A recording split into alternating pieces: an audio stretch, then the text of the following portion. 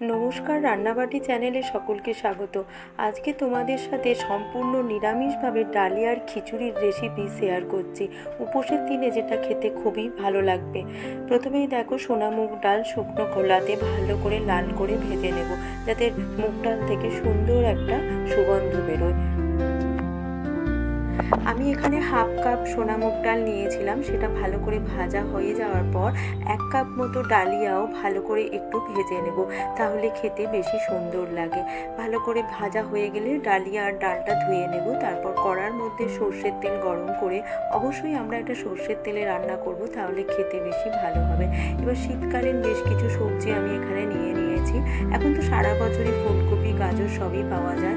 তোমরা সারা বছরই এগুলো দিয়েই রান্না করতে পারবে। আমি এখানে একটু ফুলকপি দিয়েছি আর গাজর আর আলু দিয়ে ভালো করে ভেজে নিয়েছি। প্রথমে ফুলকপিটা লাল লাল করে ভেজে নিয়েছি, তারপরেতে গাজর আলুটাও ভালো করে ভেজে নিই।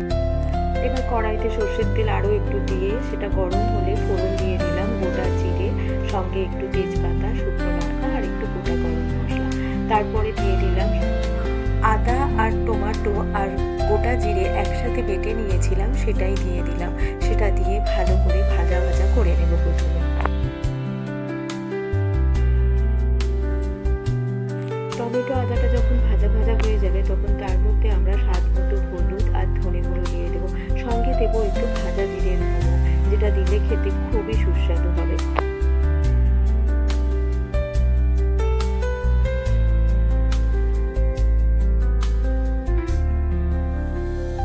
সবগুলো মশলা কষিয়ে নেওয়ার পরে স্বাদ মতো নুন দিয়ে দিচ্ছি। নুন দিয়েও আরও একটু কষিয়ে তারপর পরিমাণ মতো জল দিয়ে দেব।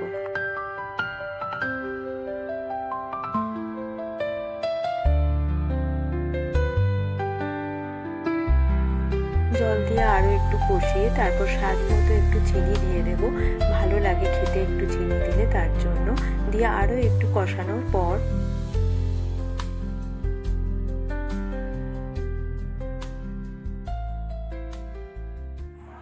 ভাজা সবজিগুলো দিয়ে আরও একটু কষিয়ে নিয়ে এবার প্রেসার কুকারের মধ্যে ডালিয়া, ডাল আর সবজিগুলো দিয়ে পরিমাণ মতো জল দিয়ে দেব।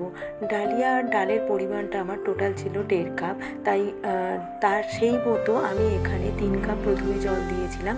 তারপরে আরও 2 কাপ মতো জল আমি দিচ্ছি, কারণ ডালিয়াতে কিন্তু জল একটু বেশিই লাগে নর্মাল যে আমরা চালের খিচুড়ি করি তার থেকে।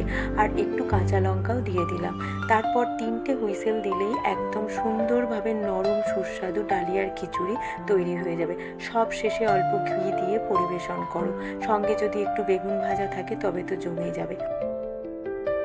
চটজলদি সহজ রেসিপি দেখতে হলে অবশ্যই রান্নাবাটি চ্যানেলটা সাবস্ক্রাইব করে আমার পাশে থেকো। আর রেসিপিগুলো ভালো লাগলে লাইক, কমেন্ট, শেয়ার করতে ভুলো না।